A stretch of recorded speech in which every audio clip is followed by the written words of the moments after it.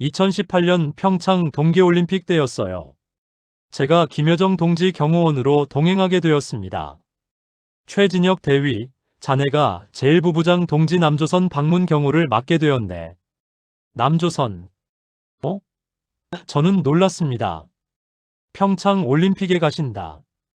자네 사격 특급이고 말도 적잖아. 딱 맞아. 심장이 두근거렸어요. 2월 9일 판문점을 통과했습니다. 김여정 동지와 고위급 대표단, 그리고 경호원 5명. 서울로 가는 차 안에서 창밖을 봤습니다. 여기가 남조선인가? 속으로 중얼거렸어요. 평창 올림픽 개막식장에 도착했습니다. 사람들이 정말 많았어요. 모두 웃고 떠들고 있었어요. 누가 감시하는 것 같지도 않았습니다. 김여정 동지가 VIP석에 앉았어요. 저는 3m 뒤에서 경호를 섰습니다. 문재인 대통령이 옆자리에 앉으셨어요. 어서 오십시오. 환영합니다. 문 대통령이 악수를 청했어요. 김여정 동지가 미소를 지으며 악수했습니다. 초대해 주셔서 감사합니다, 대통령님. 저는 그 장면을 보면서 이상했어요. 적국 대통령인데 왜 이렇게 자연스러울까? 개막식이 시작됐습니다. 불꽃놀이가 터졌어요. 하늘이 환하게 빛났습니다. 그때 옆에서 한국 경호원들을 봤어요. 야, 오늘 개막식 끝나면 치킨 먹으러 갈래? 한 경호원이 동료에게 말했습니다. 좋지. 목 좀 축이고. 저는 놀랐어요. 경호 중에 저런 대화를 해도 되나? 북에서는 상상도 못할 일이었습니다. 북한 2인자 김여정 동지의 최측근 경호원이었던 제가 왜 탈북을 결심하게 되었을까요? 다음 날 문재인 대통령 주최 만찬이 있었습니다. 청와대 영빈관이었어요. 김여정 동지가 문 대통령과 나란히 앉아 식사했습니다. 저는 벽 쪽에서 경호를 섰어요. 김 부부장님, 평양냉면이 정말 맛있다고 들었습니다. 언젠가 가보고 싶네요. 문 대통령이 말했어요. 오시면 제가 직접 안내해드리겠습니다. 김여정 동지가 웃으며 대답했습니다. 분위기가 편안했어요. 적국끼리 만나는 자리 같지 않았습니다. 저는 한국 경호원들을 다시 봤어요. 그들도 저를 봤습니다. 눈이 마주쳤어요. 한국 경호원이 작게 고개를 끄덕였습니다. 저도 모르게 고개를 끄덕였어요. 우린 적이 아닌 것 같은데? 만찬이 끝나고 김여정 동지가 숙소로 돌아가는 길이었어요. 차 안에서 김여정 동지가 창밖을 보며 말했습니다. 생각보다 괜찮네, 여기. 저는 대답하지 않았어요. 하지만 속으로는 생각했습니다. 괜찮은 정도가 아닌데요. 그날 밤 숙소 창문으로 서울 야경을 봤습니다. 불빛이 끝없이 펼쳐져 있었어요. 빌딩들, 거리들, 차들. 모든 게 빛나고 있었습니다. 이틀 후 북으로 돌아왔습니다. 판문점을 다시 넘어서는 순간 뭔가 무거웠어요. 돌아오고 싶지 않은 기분이었습니다. 평양으로 돌아온 다음 날 보고를 했어요. 남조선 상황은 어땠나? 상급자가 물었습니다. 미제의 식민지답게 퇴폐적이었습니다. 저는 거짓말했어요. 하지만 밤마다 생각났습니다. 서울의 불빛들, 자유롭게 웃던 사람들, 편안하게 대화하던 경호원들. 그리고 5년이 흘렀습니다. 저는 여전히 김여정 동지 경호원이었어요. 하지만 달라진 게 있었습니다. 김여정 동지의 표정이요. 평창 때는 자신감 있었어요. 하지만 지금은 지쳐 보였습니다. 어느 날 저녁 김여정 동지 자택 복도에서 경호를 섰어요. 안에서 목소리가 들렸습니다. 엄마, 나 오늘 학교에서. 딸 목소리였어요. 미안해. 엄마 지금 전화 받아야 해. 김여정 동지 목소리가 차갑게 끊었습니다. 그리고 전화 소리. 오빠, 왜 나를 회의에서 뺐어? 내가 뭘 잘못했어? 알았어. 알았다고. 전화를 끊는 소리. 뭔가 깨지는 소리. 저는 그때 느꼈습니다. 뭔가 잘못되고 있다.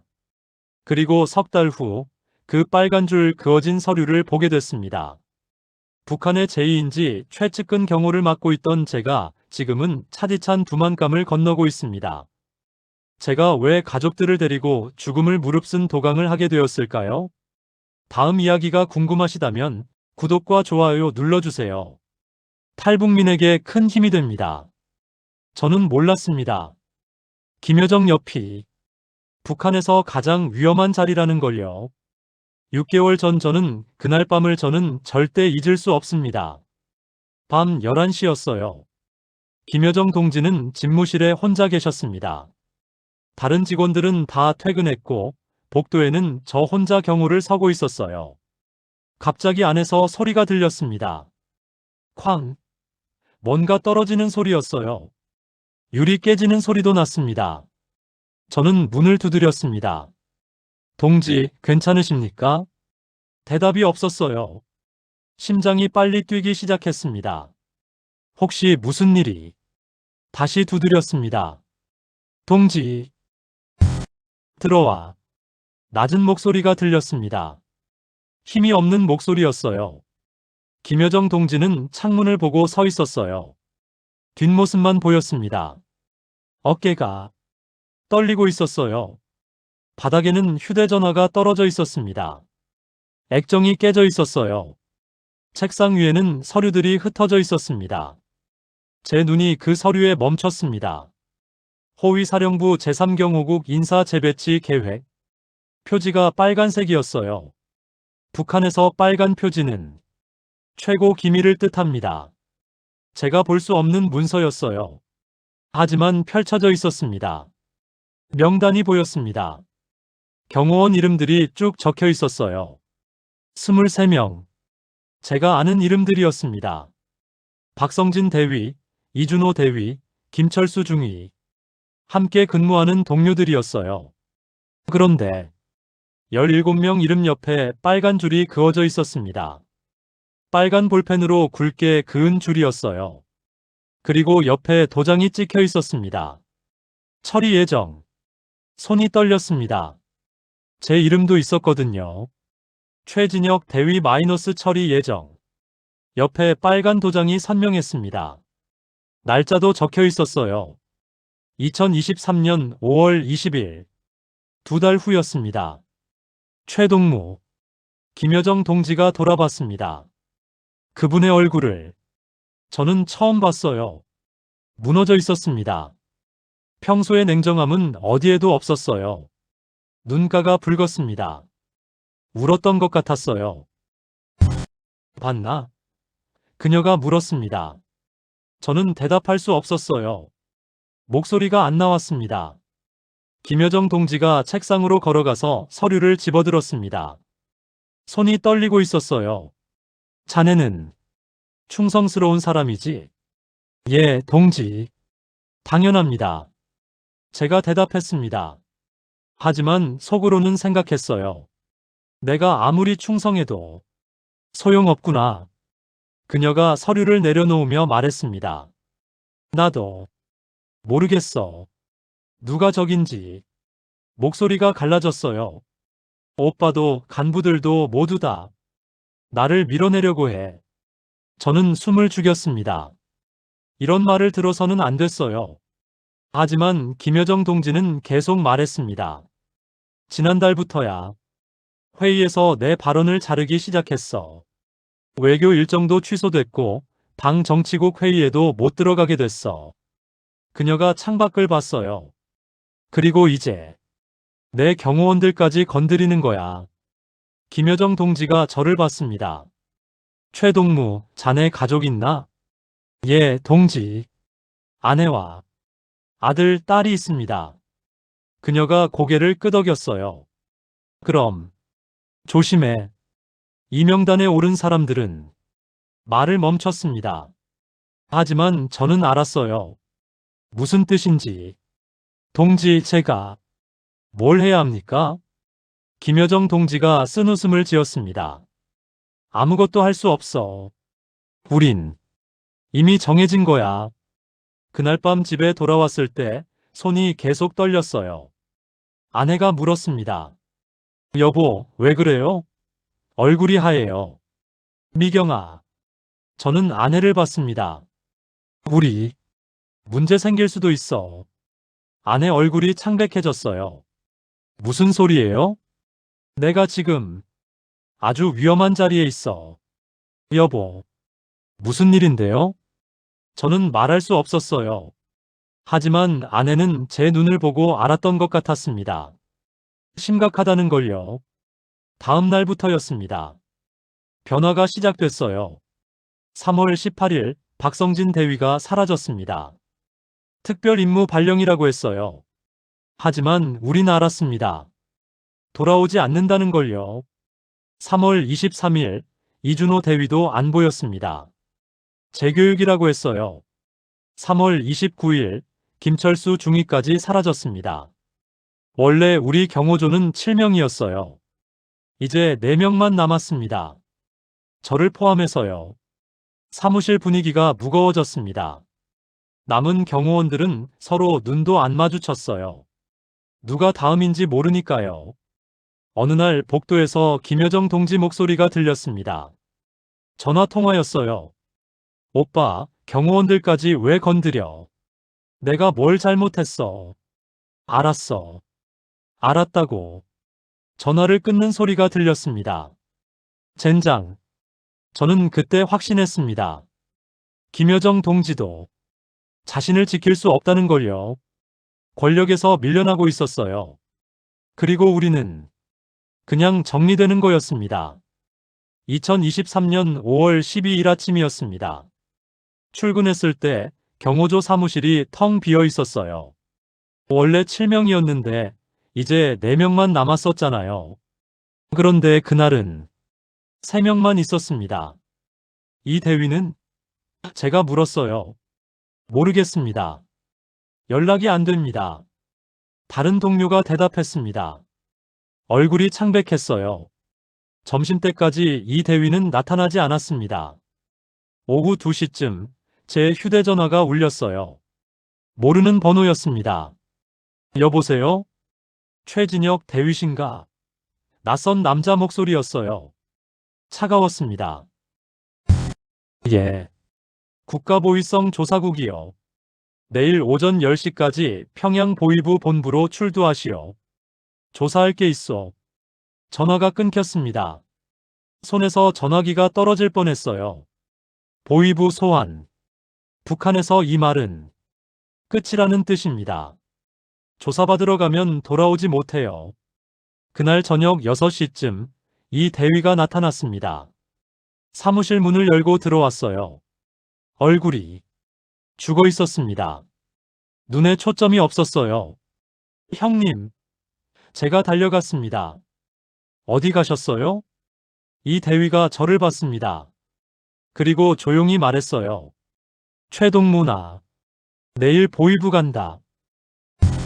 뭐라고요? 오늘 아침 전화 왔어. 출두하라고. 이 대위가 책상에 앉았어요. 끝났네. 저는 할 말을 잃었습니다. 저도 같은 전화를 받았거든요. 하지만 말할 수 없었어요. 이 대위가 가방에서 뭔가 꺼냈습니다. 작은 사진이었어요. 이게 내 마누라하고 애들이야. 큰애가 14살, 작은애가 10살이지. 형님, 최동무. 이 대위가 제 손을 잡았습니다. 손이 차갑고 떨렸어요. 내가 만약 돌아오지 못하면 내 집사람하고 애들 좀 부탁한다. 형님, 무슨 소리예요? 괜찮을 겁니다. 이 대위가 쓴웃음을 지었습니다. 거짓말하지 마. 우린 알잖아. 보위부 가면 어떻게 되는지. 저는 대답할 수 없었어요. 사실이니까요. 이 대위가 일어났습니다. 나 먼저 퇴근한다. 집에 일찍 가고 싶어서. 형님, 최동무도 조심해. 명단에 우리 다 올라 있잖아. 이 대위가 문을 열며 뒤돌아봤어요.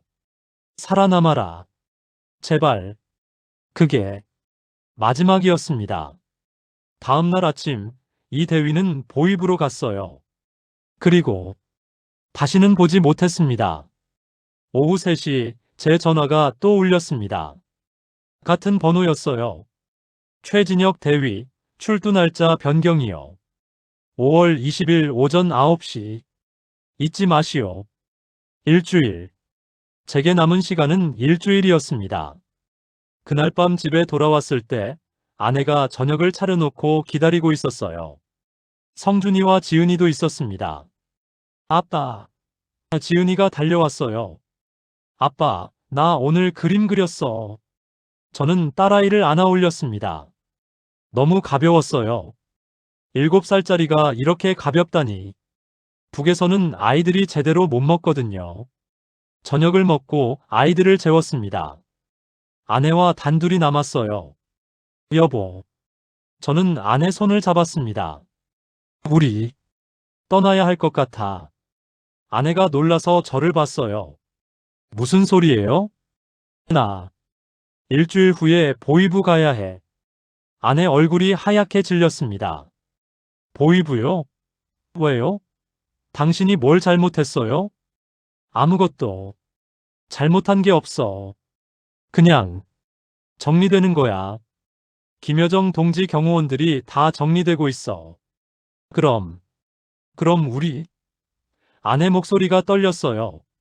미경아. 저는 아내를 꼭 안았습니다. 남쪽으로 가자. 탈북. 말씀하시는 거예요? 응.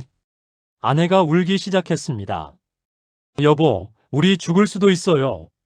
애들은 어떻게 해요? 그래. 죽을 수도 있어. 하지만 미경아. 저는 자고 있는 아이들 방을 봤습니다. 여기 남아 있어도 우린 죽어. 내가 보이부 가면 너하고 애들도 무사하지 못해. 아내가 제 품에서 울었어요. 한참을 울더니 고개를 들었습니다. 눈이 빨갛게 부어 있었어요. 알았어요. 가요. 어디든 같이 가요. 그날 밤부터 준비를 시작했습니다. 먼저 돈을 모았어요. 집에 있던 북한 돈 180만 원, 중국 돈 4,200위안, 달러 300불. 전부 모아도 부족했습니다.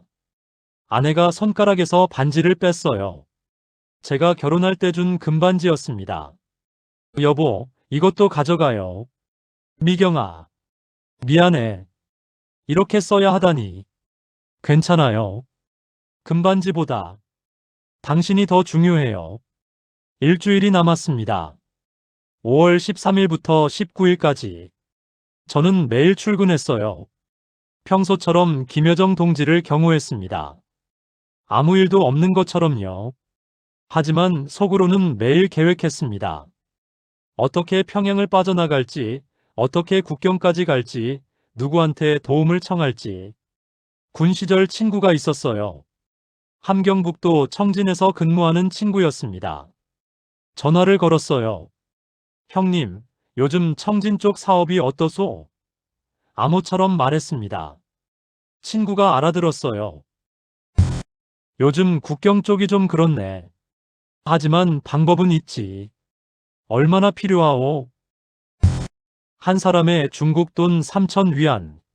식구가 내시면 10,000위안은 있어야 해. 계산해봤습니다. 우리 돈으로 약 190만 원. 아내 반지 팔면 될 것 같았어요. 5월 19일 저녁. 마지막 날이었습니다. 아이들을 불렀어요. 성준아, 지은아. 네, 아빠. 우리 내일부터 여행 가는 거야. 지은이가 눈을 반짝였습니다. 와, 어디로요? 먼 곳. 아주 먼 곳이야. 신난다. 지은이가 뛰었어요. 저는 아이들에게 진실을 말할 수 없었습니다.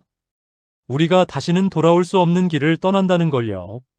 그날 밤 마지막으로 평양 하늘을 봤습니다. 별이 빛나고 있었어요. 저 별 너머에는 자유가 있을까요? 5월 13일부터 19일까지 제게 주어진 마지막 일주일이었습니다. 첫째 날 월요일. 아침 6시에 일어나 평소처럼 출근했어요. 김여정 동지를 경호했습니다. 아무 일도 없는 척했어요. 하지만 제 머릿속은 계속 계산하고 있었습니다. 돈, 루트, 시간. 점심때 장마당에 갔습니다. 아내 금반지를 팔기 위해서요. 장사치 할머니가 반지를 보더니 말했어요. 이거 순금이네. 중국 돈 2,000위안 줄게. 2,500위안 주시오. 좋아. 2,300. 손에 든 중국 돈이 무거웠습니다. 하지만 마음은 더 무거웠어요.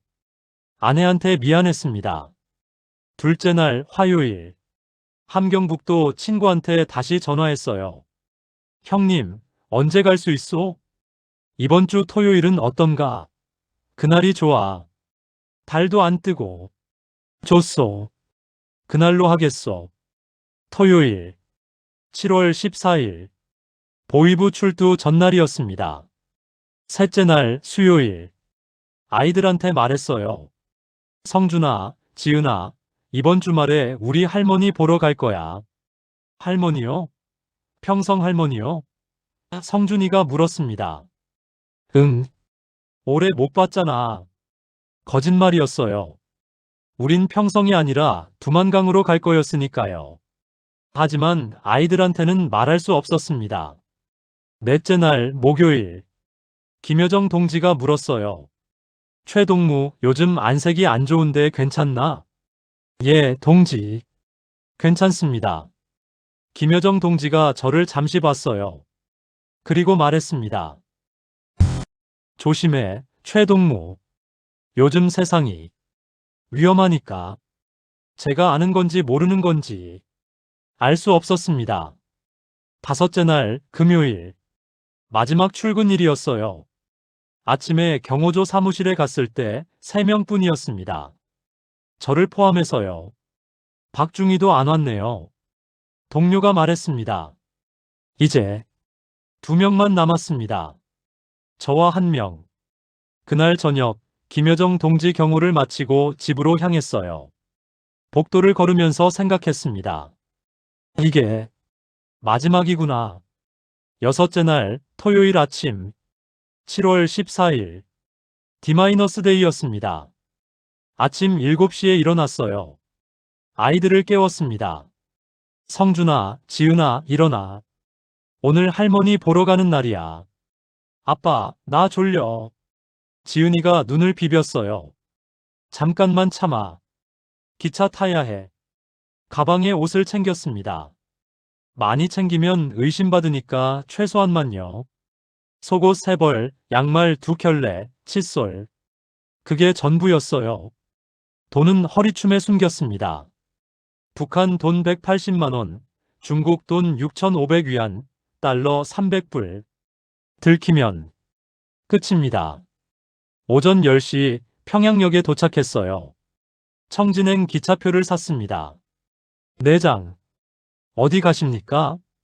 영무원이 물었어요. 고향 방문입니다. 처가 어머니 병원이 계셔서요. 아, 그러십니까? 여기 표요. 기차는 낮 12시에 출발했습니다. 객차에 앉았어요. 딱딱한 나무 의자였습니다. 창밖으로 평양이 멀어지고 있었어요. 안녕, 평양. 다시는 못 볼 거야. 기차 안은 사람들로 가득했습니다. 옥수수 삶은 냄새, 땀 냄새가 섞여 있었어요. 덥고 답답했습니다. 오후 6시쯤 성준이가 물었어요. 아빠, 배고파요. 아내가 준비한 주먹밥을 꺼냈습니다. 여기 먹어. 감사합니다, 아빠. 아이들이 주먹밥을 먹는 걸 보면서 생각했어요. 이게 북에서 먹는 마지막 밥일지도 모르겠구나. 밤 11시 청진역 도착했습니다. 플랫폼에 내렸어요. 7월이었지만 밤이라 쌀쌀했습니다. 지은이가 떨었어요. 춥지? 제 점퍼를 벗어 덮어줬습니다. 고마워요, 아빠. 역 앞에 누군가 기다리고 있었어요. 군 시절 친구였습니다. 형님, 제가 다가갔습니다. 왔나? 서두르세. 시간이 없어. 친구가 우리를 차에 태웠어요. 낡은 트럭이었습니다. 7월 15일 새벽 1시. 두만강에서 10km 떨어진 곳에 도착했습니다. 친구가 말했어요. 여기서 내려. 저기 보이나? 저 사람이 브로커야. 어둠 속에서 한 남자가 서 있었어요. 50대쯤 되어 보였습니다. 최동무신가? 브로커가 물었어요. 그렇소. 돈은?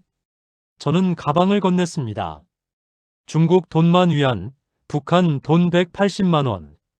브로커가 세어보더니 고개를 끄덕였어요. 좋아. 따라오시오. 하지만 조용히. 소리내면 우리 다 죽소. 우리는 어둠 속을 걸었습니다. 30분쯤 걸었을까요? 풀냄새, 흙냄새가 났어요. 지은이가 제 손을 꽉 잡았습니다. 아빠. 무서워. 괜찮아, 지은아. 아빠가 있잖아. 그리고 소리가 들렸습니다. 물소리였어요. 저기가 두만강이요. 브로커가 속삭였습니다. 강이 보였어요. 어둠 속에서 반짝이는 물줄기. 강폭은 150m쯤 되어 보였습니다. 지금 수위가 낮소. 허리까지만 올 거요. 하지만 경비병 순찰이 있어. 30분마다 돌아요. 지금 막 지나갔으니 25분 있어. 25분. 150m를 25분 안에 건너야 했습니다.